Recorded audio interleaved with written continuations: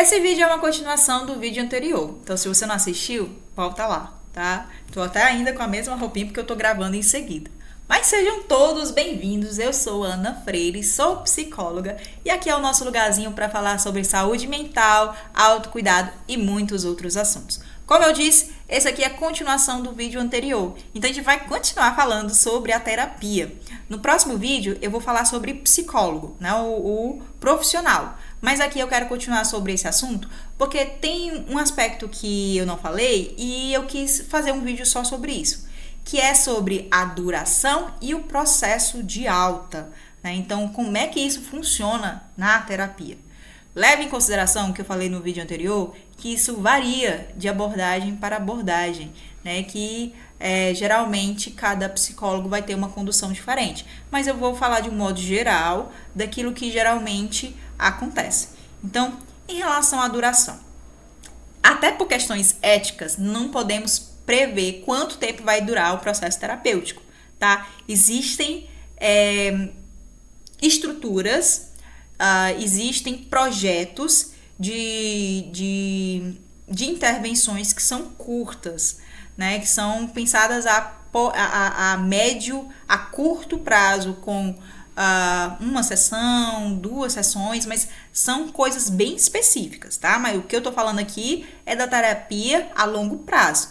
Essa a gente não estabelece em quanto tempo você vai estar bem, em quanto tempo você vai demorar para ter a alta. Isso não. Até porque as estruturas de terapia curta e médio prazo, elas não são pensadas no processo de você só você vai estar bem quando estiver na última sessão.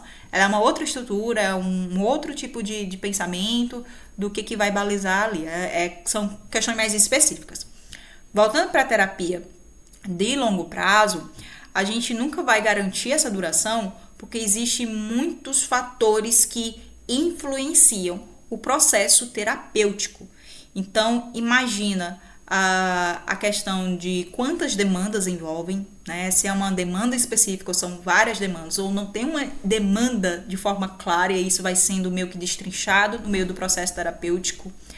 A questão de quanto tempo tem esse sofrimento influencia muito, porque quanto mais tempo, geralmente, tá? Quanto mais tempo a pessoa tende a estar naquele sofrimento, tende a estar naquela dificuldade, mais coisas envolvem, mais atenção e cuidado requer para a gente meio que analisar essa teia de aranha, né? A gente vai analisar ali tudo que está influenciando, tudo que está perpassando. Existe uma certa dificuldade individual mesmo, né? Uma dificuldade pessoal do próprio pessoa sair daquele estado, porque já está tanto tempo num determinado estado que se torna mais difícil sair daquela condição de fazer algumas coisas que são necessárias nesse processo. Então, por isso que a gente não pode garantir quanto tempo dura a terapia. Mas dentro desse processo da terapia, existem os seus altos e baixos. E são muito esperados. E que acontece muito sim. A gente tem a ideia de que quando está no processo terapêutico, a terapia ela é assim, ó, só subindo a montanha. Vai ser sucesso. Eu só tô subindo. Né? Eu não regrido em nenhum momento. Vai ser difícil, mas eu não vou regredir. E o ponto é que não é assim. Eu sempre gosto de usar com os clientes a ilustração de uma montanha-russa. A montanha-russa, ela vai ter os seus altos, seus baixos, tem as suas... enfim, você fica de ponta cabeça, acontece um monte de coisa. Mas você prossegue naquela rota, você prossegue naquele trecho. Então, vão ter muitos momentos em que você está lá em cima e vão ter muitos momentos em que você está lá embaixo. Porque, lembra que no vídeo anterior eu falei de uma ferida aberta? Pois é, às vezes essa ferida aberta, ela tá muito purulenta, tá cheio agora esqueci o termozinho, mas tá cheio de uma ferida muito feia, inflamada, que tá, enfim, com pus. Então, são coisas que a gente vai, quando vai mexer, vai sentir muito mais dor. vai se sentir desesperado, né? E que às vezes você uma ferida inflamada, aí você começa uma medicação, essa medicação ela vai te ajudando a melhorar aos pouquinhos, não é uma coisa assim de imediato, você tem que esperar um tempo. Então pensa no processo terapêutico como cuidar dessa ferida que está aberta. Então vai ter momentos que você, já foi a pior parte, né? Já tirei toda a terra, todos as impurezas dessa ferida, né? Já limpei ela, está perfeita. Mas aí vai ter que fazer algum tipo de procedimento invasivo. Vai ter que fazer algum tipo de intervenção dolorosa. E aí vai ter que voltar para essa ferida, a esses cuidados. Então imagina que o processo de terapia, ela não vai ter só esses ganhos. Então vai ter momentos de dor, de sofrimento dentro desse processo. E dentro da própria condução, né? Às vezes a gente está melhorando na forma de a gente se relacionar, a gente está melhorando na forma de reagir às situações. Aí, bem naquele dia, acontece uma coisa que é me sentir o pó. Me sentir a pior pessoa do mundo, me sentir um lixo, porque eu falhei aqui. Mas, na verdade, não é que você falhou. É um elemento novo que também precisa ser visto. É um elemento que tem situações que, na verdade, faz parte do enfrentamento. Então, imagina, uma pessoa que sempre foi uma pessoa extremamente submissa, ao ponto de nunca dizer não, ao ponto de nunca confrontar as pessoas ao redor dela. E aí, ela parece sempre ter tido um bom relacionamento com o pai, porque nunca confrontou o pai, mas sempre aceitou a forma dele falar com ela, né? A forma agressiva, a forma autoritativa sobre a vida dela, e aí ela sempre aceitou. A partir do processo da terapia, ela começa a confrontar esse comportamento de seu pai. Ela começa a aparecer, ela começa a se posicionar. E assim, ela tá ótima com isso, ela tá se posicionando, ela tá se colocando nas situações. Só que aí começa a relação com o pai degringolar. E era coisa, nossa, meu pai é o meu herói, é o amor da minha vida. Como é que pode agora? E agora? Ele não quer me ouvir, ele tá me tratando muito pior do que antes, e agora eu não sei o que fazer. Então era muito melhor quando eu ficava só calada e aceitava as coisas, agora tá pior na nossa relação. Então, assim, será que o problema é a terapia? Tipo assim, será que, na verdade, a vida dela tá piorando? Não necessariamente. Na verdade, ela tá passando por um processo necessário, que é de se posicionar, que é o de,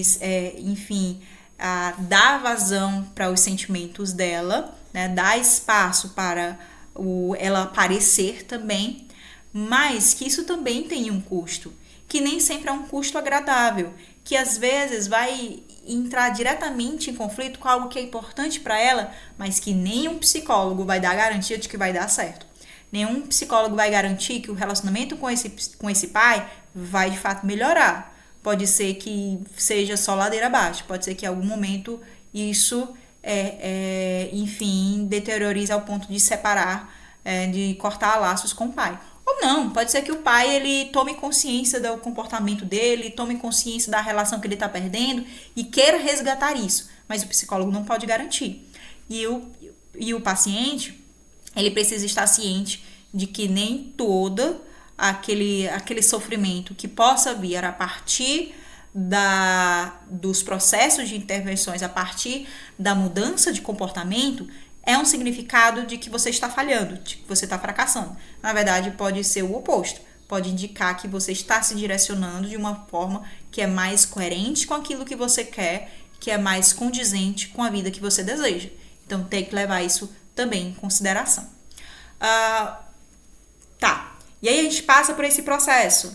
E aí a gente vê sinais de avanço. A gente vê que a terapia está indo muito bem, que está tendo muitos resultados positivos. Como é que se dá o processo de alta?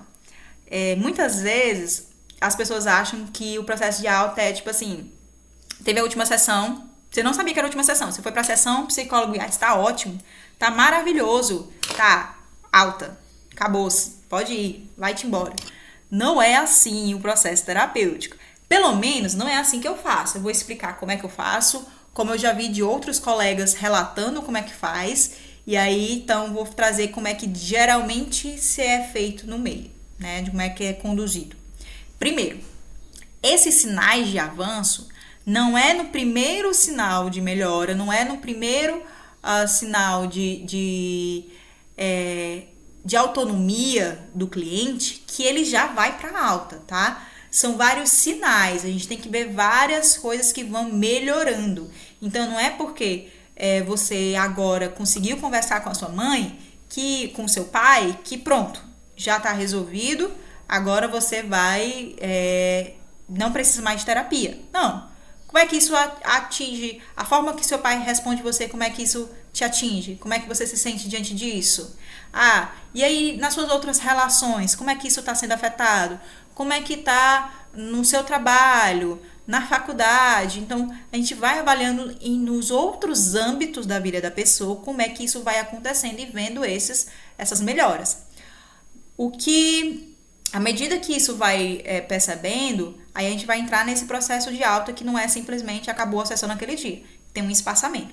Mas tem uma coisa interessante que eu vou falar da minha experiência, que eu noto que é muito indicativo para mim, de que quando a pessoa ela começa a saber lidar melhor com a própria vida e é mais autônoma, a terapia ela começa a parecer desnecessária.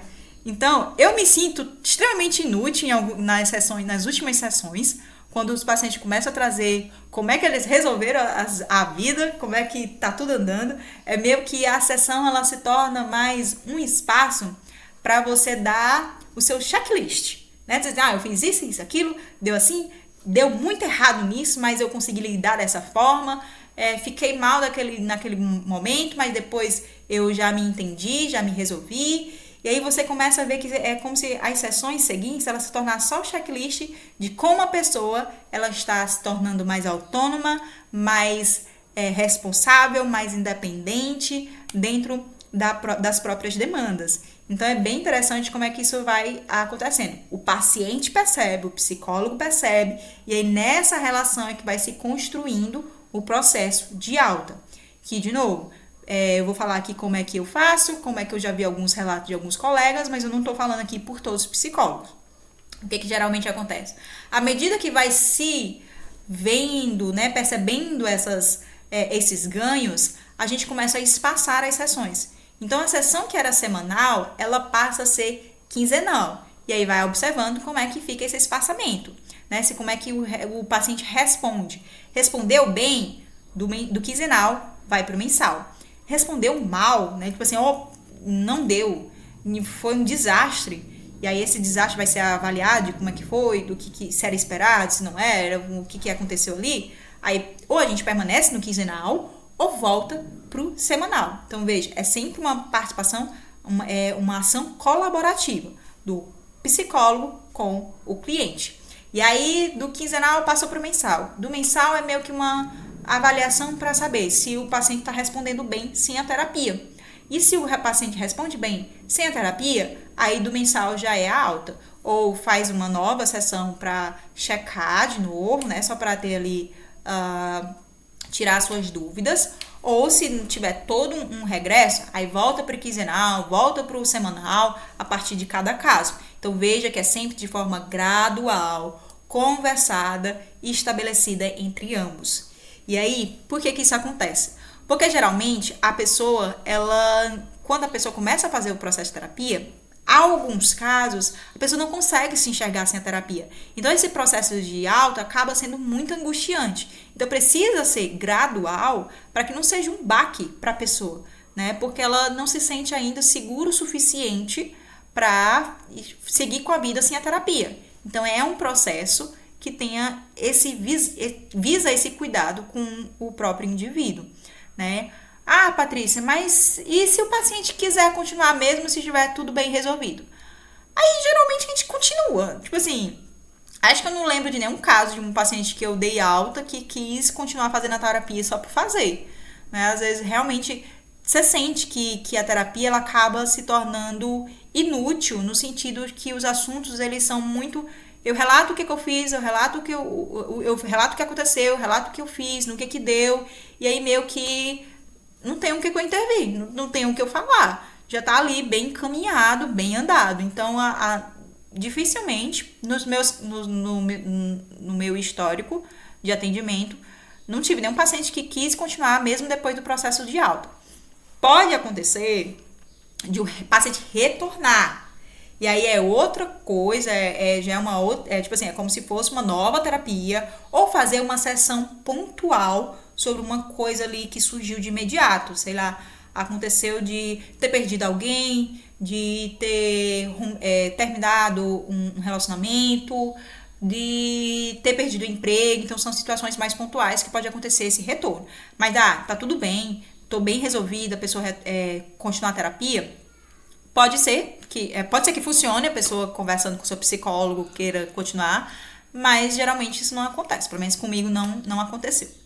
E aí, pra a gente finalizar aqui, indo pros finais, eu peguei uma pergunta que geralmente já ouvi assim de um modo geral. Por que a terapia parece às vezes não funcionar ou demorar muito para funcionar? E aí eu vou tomar muito cuidado porque isso depende de muitos fatores, muitos mesmo. Cada caso precisa ser analisado. Então vou só colocar alguns fatores que podem influenciar. Primeiro, pode ser uma questão só de percepção. Você estava com muita expectativa de que o seu caso você já resolvesse nas primeiras sessões, nos primeiros meses, e não foi bem assim. Então essa expectativa, ela meio que à medida que você trabalhou muito em cima dessa expectativa e essa expectativa não foi correspondida, acaba gerando essa frustração e trazendo a sensação de que a terapia não funciona ou de que está demorando muito a dar resultados. Então pode estar muito atrelada a essa expectativa extremamente elevada ou irreal da coisa, e aí isso cabe o psicólogo sempre trabalhar isso das expectativas, de trabalhar a questão do que é possível e do que não é. E outro fator que pode influenciar, fora a questão da expectativa, né, da percepção, pode ser a falta de engajamento. Lembra que você está falando sobre uma ferida. Você está cutucando uma ferida. Você está falando algo que dói para você. Então, nem sempre a gente está aberto para esse momento. Então, quanto mais a gente se torna resistente para o próprio processo terapêutico, e às vezes isso não é consciente, isso não é intencional, é porque realmente falar dói, e aí a gente se fecha cada vez mais, então acaba se tornando um ponto que pesa nesse processo, e aí que parece se tornar mais demorado para ter resposta. Então, geralmente a pessoa ela se torna resistente às atividades que o psicólogo propõe, é uma pessoa que geralmente não aceita o feedback do psicólogo, acha que o psicólogo está exagerando ou o psicólogo está forçando a barra. Então, são algumas coisas que podem trazer uma certa resistência, até mesmo a questão de falar. É uma pessoa que não fala nada em sessão, que diz que tudo tá mil maravilhas, tudo bem. Então, são coisas que também são trabalhadas na terapia, tá? E essa resistência também é trabalhada na terapia.